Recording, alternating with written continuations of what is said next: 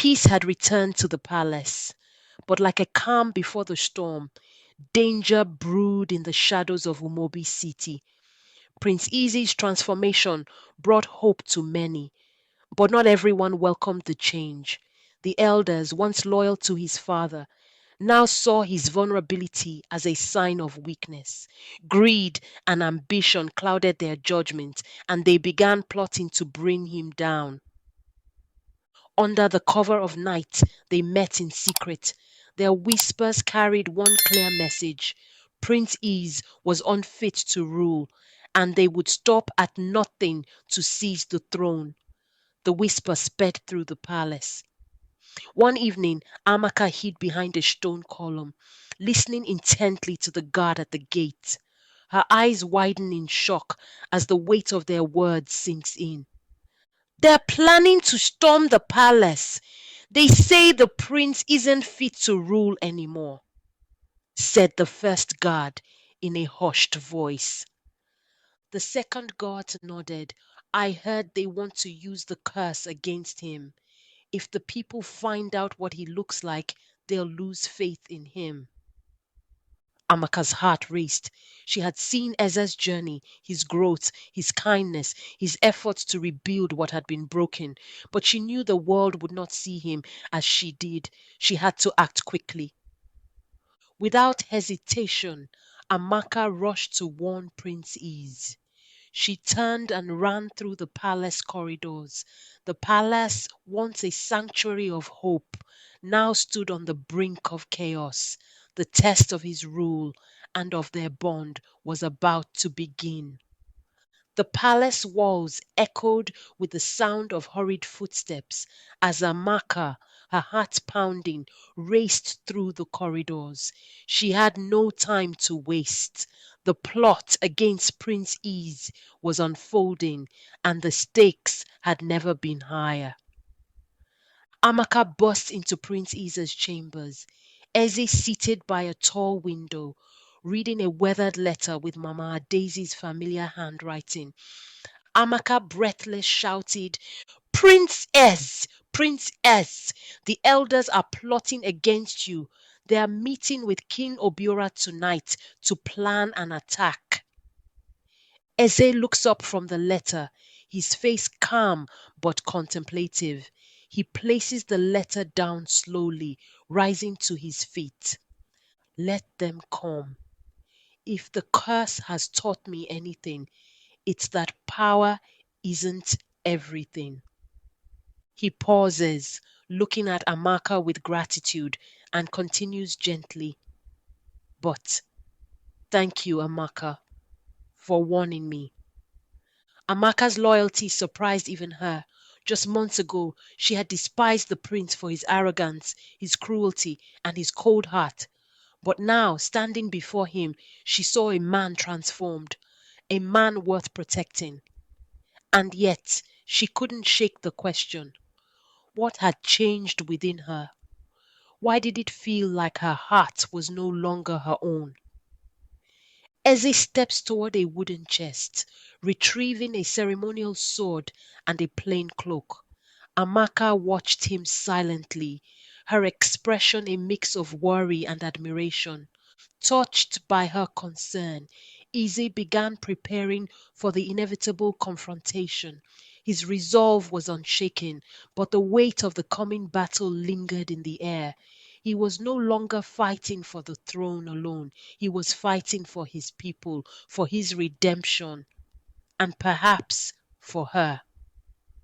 The palace was cloaked in silence, the world outside still and dark. Prince Easy sat alone in his chambers, the weight of the looming battle heavy on his shoulders. His reflection in the window mirrored the turmoil within him, fear, hope, and an unyielding determination.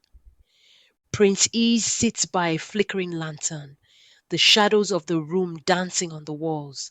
His hand rests on an old parchment, but his eyes are distant, lost in thought. And then, like a whisper carried on the wind, she appeared. Mama Adah materializes from the shadows. She stands tall, her gaze piercing but calm. Eze looks up, startled but composed. The hour of your final test is near. When the time comes, you will face a choice, your life or the life of the one you love. Choose wisely, Prince Ease, Mama Adah said gently. Eze's jaw tightens, his face a mixture of fear and resolve, but his eyes burn with determination.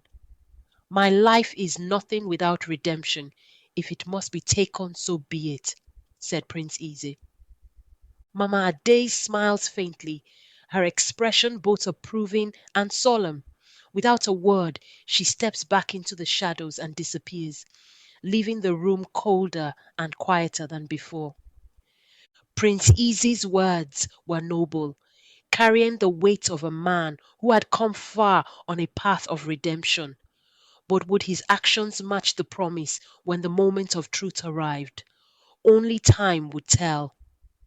As Mama Adaze disappears, Eze sits back in his chair, his hand trembling slightly as he grips the parchment. The lantern flickers, casting a faint glow over his determined expression. At the break of dawn, chaos descended upon the palace. King Obiora's soldiers, armed and unrelenting, stormed the gates, their war cries echoing through the morning air. Though the palace guards fought valiantly, they were outnumbered, their defense weakening with every passing moment. And then, amidst the turmoil, he appeared. Prince Easy steps out from the grand palace doors, his hooded cloak fluttering in the wind. His silhouette is imposing, yet his movements deliberate and calm. Enough! What do you want from me? Ez commanded. The attackers pause momentarily, their weapons lowered slightly as King Obiora steps forward. His expression is cold, his voice dripping with disdain. We want the throne, Eze. You are cursed, unfit to rule. Show your face to the people and let them decide if you deserve to lead, said King Obiora mockingly. The crowd of attackers and villagers behind them murmur in anticipation. Eze stiffens, his hand gripping the edge of his hood. Eze stood at a crossroads. The curse demanded humility, a moment of truth that could end his rule or save it. Yet pride whispered in his ear, urging him to fight, to shield himself from humiliation. The fate of his kingdom and his soul hung in the balance. Eze hesitates, his breathing heavy as the tension grows. The crowd watches, a mixture of curiosity and judgment in their eyes. But then, from the shadows, a voice cuts through the noise. Amaka steps forward. She places a steady hand on Eze's arm, her gaze unwavering. Do it, Ez. Show them who you are. If they cannot accept you, they don't deserve your leadership. Eze looks at her, his eyes searching hers for reassurance. Her expression is one of strength and trust, a silent promise that she would stand by him no matter what. Moved by her words, Eze took a deep breath, his fingers trembling as they reached for his hood. Slowly, he pulled it back, revealing his scarred, disfigured face to the crowd. Gasps ripple through the gathering, and some step back in shock. Others whisper, their faces filled with surprise and uncertainty. Yet Amaka remains by his side, her hand still on his arm, her expression unwavering. In that moment, Prince Easy chose courage over fear, humility over pride. His scars told a story of mistakes and lessons learned, a story that would either unite his people or destroy him. But one thing was certain, he would no longer hide from the truth. The air around the palace was heavy with disbelief and fear. Prince Ez, his scarred face now exposed, stood vulnerable before his people. Gasps and whispers rippled through the crowd, their shock palpable, but among them danger lurked. One of the elders steps forward, his eyes filled with rage. He raises a spear, the weapon aimed directly at Ez. The crowd gasps, some turning away in horror. And then it happened, a moment of pure instinct, a moment of love. As the spear flies through the air, Amaka's eyes widen.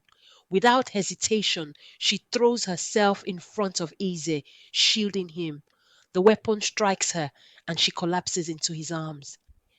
In that moment, the world seemed to stop. Amaka, the woman who had once despised Prince Eze, now lay wounded in his arms. She had risked everything to save him. The crowd falls silent. Izzy drops to his knees, cradling Amaka as her blood stains the stone floor. His hands tremble as he holds her close, his face etched with anguish. Why? Why would you do this? Ezzy desperate, his voice breaking. Amaka, voice faint but steady, looks up at him. Her eyes filled with pain also shine with hope. Because I see the man you're becoming, and I believe in you, said Amaka. Ezzy's heart shattered. In her eyes he saw forgiveness, trust, and love, things he had never thought he deserved. And as her words faded, he lifted his face to the heavens, tears streaming down his grotesque features. Ezzy throws his head back, his anguished cry echoing across the palace courtyard. Ezzy shouted to the heavens, "Take me instead, spare her life, and take mine." The crowd watches in stunned silence. A soft wind begins to blow, and the sky seems to brighten as Mama Adah appears, her figure glowing with a divine light. From the shadows, the beggar woman emerged, her expression solemn and wise. She carried the weight of judgment and mercy in her gaze. Your sacrifice is complete, Prince Eze. The curse is broken. Mama Adah said, her voice calm and powerful. As her words echo, Ezzy's disfigured face begins to transform. The scars fade, his skin smooth and radiant once more.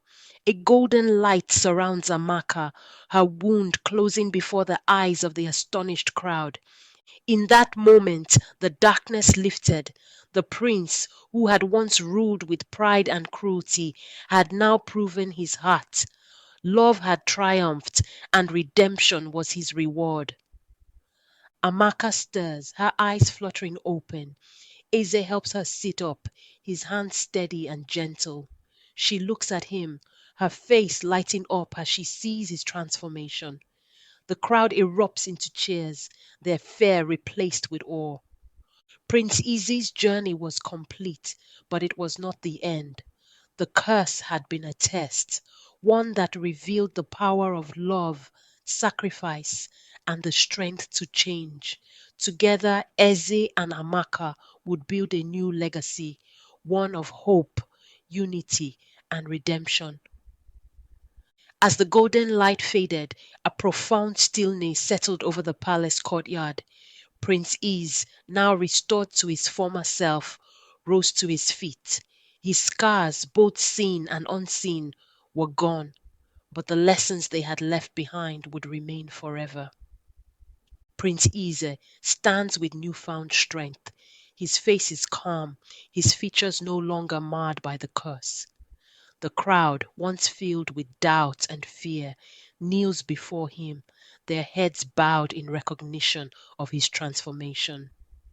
The curse was lifted, but the journey had reshaped the man who once ruled with pride and cruelty. Prince Eze had learned the value of love, humility, and selflessness.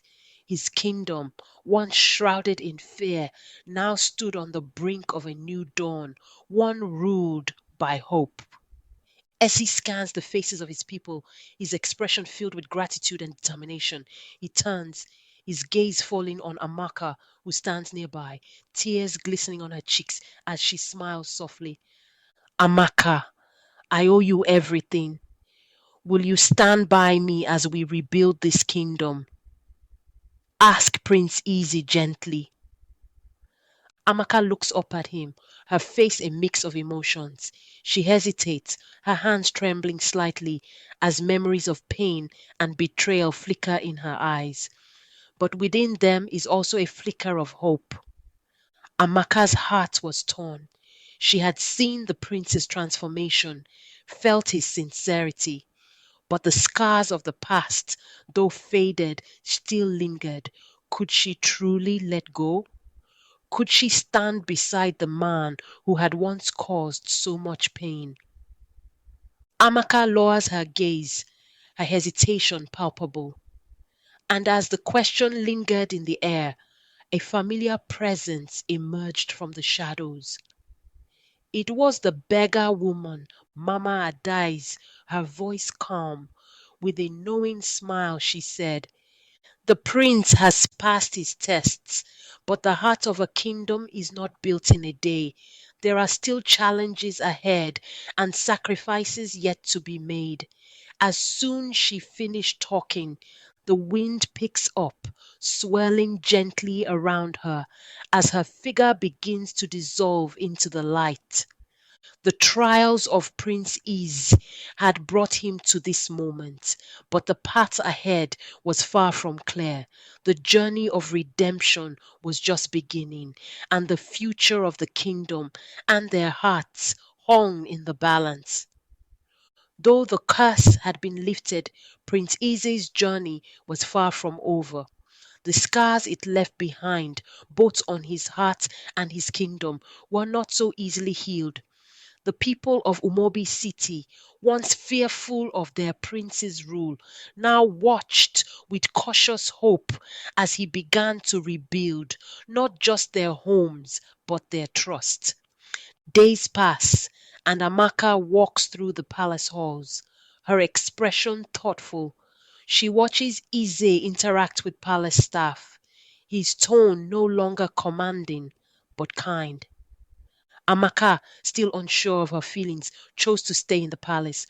Her presence became a quiet encouragement, a guiding light as Prince Eze began his transformation into a just and compassionate leader. One morning, Prince Essie and Amaka stand together in the palace garden, discussing plans to rebuild the city.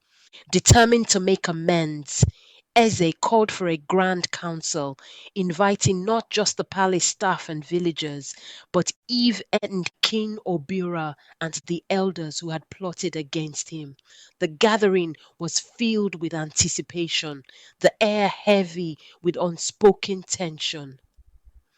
Then, in a moment of profound humility, Eze knelt before them all. His voice was steady, but filled with the weight of his past mistakes. Prince Ace began to apologize. "I have wronged many of you with my pride and cruelty. Today I ask for your forgiveness, not as your prince, but as a man who has seen the error of his ways." As he finished speaking, the room fell silent. Faces in the crowd shift from skepticism to understanding. Some exchange glances, others bow their heads in thought. For a moment, there was only silence, a silence filled with the weight of shared pain and the possibility of healing. And then, one by one, the people rose to their feet. Forgiveness, hesitant at first, flowed like a quiet river. In that moment, the palace no longer felt like a fortress of fear. It became a home, a sanctuary for unity, healing, and hope. Prince Easy's journey of redemption had truly begun, not through power, but through the strength of humility and love. From the ashes of conflict and doubt, something beautiful began to grow. Prince Is and Amaka, once at odds, now worked together to rebuild not just the kingdom, but the lives of its people. With every school repaired, every market restored, and every hospital built, their bond deepened, forged in kindness and shared purpose. The people of Umuobi City began to see the prince and Amaka not just as leaders, but as symbols of change and compassion. And as they walked side by side, something unspoken passed between them, an understanding, a connection that could not be ignored. As they stand in the newly built hospital, Amaka places a comforting hand on Izzy's arm, her gaze steady and filled with emotion. Eze, I see the man you're becoming. It's not the wealth or power that matters, it's your heart, said Amaka with sincerity. Eze turns to her, his face softening with a rare smile. And it's you, Amaka, who taught me to find that heart. Will you let me spend the rest of my life proving I'm worthy of your love? Prince Eze asked earnestly. Amaka's eyes fill with tears, her hand covering her mouth as she nods. Her answer was a simple nod, but it spoke volumes. In that moment, their love, once built on skepticism and conflict, blossomed into something true, a beacon of hope for all of Umuobi City.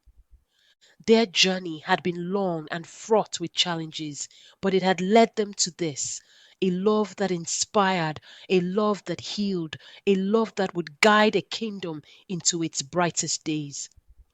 The day had finally come, a day that marked not just a union of hearts, but the culmination of a journey filled with trials, redemption, and love. The palace courtyard was adorned with vibrant colors, the air alive with celebration. Yet, amidst the joy of Prince Eze and Amaka's wedding, an unexpected guest arrived. Mama Adaizi, the woman whose curse had set everything in motion, returned one last time. But her voice carried no reproach, only wisdom and peace. My prince, you have passed every test. Your heart is no longer weighed down by pride or anger. The curse was never meant to punish you, it was meant to guide you. Eze steps forward, his face humble and grateful. He bows deeply before Mama Adaze, the golden embroidery of his wedding attire catching the light. Thank you for showing me the way. Without you, I would still be lost. Mama Adaze places a hand on Easy's shoulder, her expression kind and approving.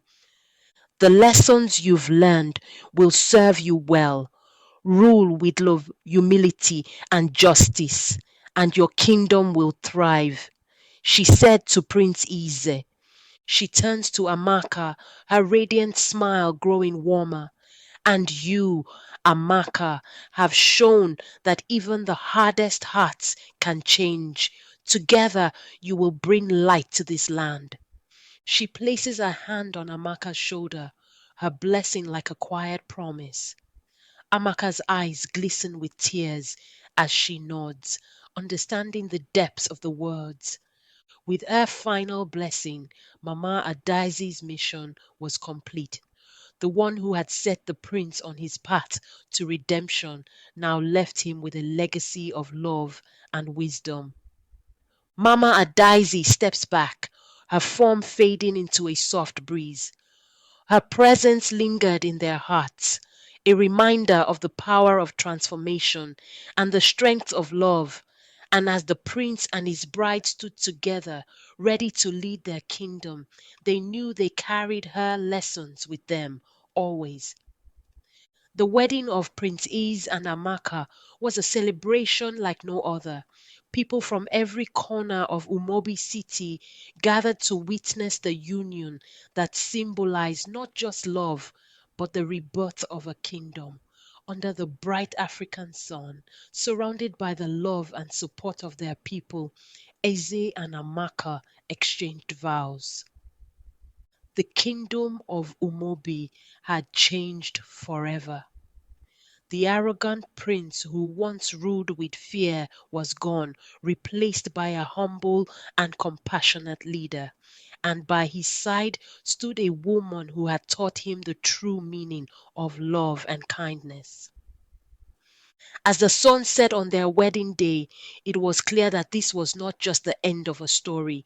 It was the beginning of a new era for Umuobi City, one built on trust, unity, and the strength of a prince and his queen.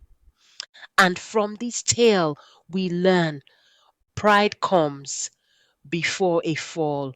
No matter how powerful or wealthy you are, arrogance can be your greatest enemy. True strength lies in humility and kindness. Love transforms. The greatest changes in life often come through love and selflessness. Everyone deserves a second chance. Even the hardest hearts can change if given the opportunity to grow and learn. The power of forgiveness. Healing begins when we let go of anger and embrace forgiveness, both for ourselves and others. And so the curse of Prince Is became a tale not of despair, but of redemption. His journey from arrogance to humility taught us that it's never too late to change, to love, and to build a better future. Thank you for joining us on this journey of transformation, love, and hope. If this story touched your heart, don't forget to like, comment, and share. And remember, the greatest riches in life are found not in gold or power, but in the love we give and receive. Until next time, keep believing in second chances and the magic of change. Goodbye.